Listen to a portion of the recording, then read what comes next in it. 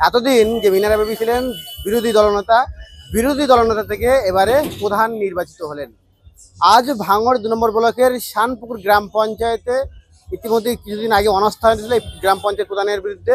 সেই অনাস্থার পর আজকে আইএসএফ পক্ষ থেকে মিনারা বেবিকে প্রধান নির্বাচিত করা হয়। 31টি পঞ্চায়েত মেম্বার আছে এই শানপুর গ্রাম পঞ্চায়েতে, যার মধ্যে 12টি ছিল আইএসএফ এর এবং 19টি ছিল তৃণমূল কংগ্রেসের, এবং তৃণমূল কংগ্রেস থেকে 7টি মেম্বার ভাঙিয়ে নিয়ে 19টি একত্রিত করে আজকে তৃণমূলের বিরুদ্ধে অনাস্থা আনার পর আজকে প্রথম ভাঙড় 2 নম্বর ব্লকের শানপুকুর গ্রাম পঞ্চায়েতে প্রধান নির্বাচন হয়। শুধু আজকে শানপুকুরের পরবর্তীতে অন্যান্য গ্রাম পঞ্চায়েতেও এভাবেই আইএসএফ এর দখলে আনবে বলে জানাচ্ছেন আইএসএফ নেতাকর্মীরা।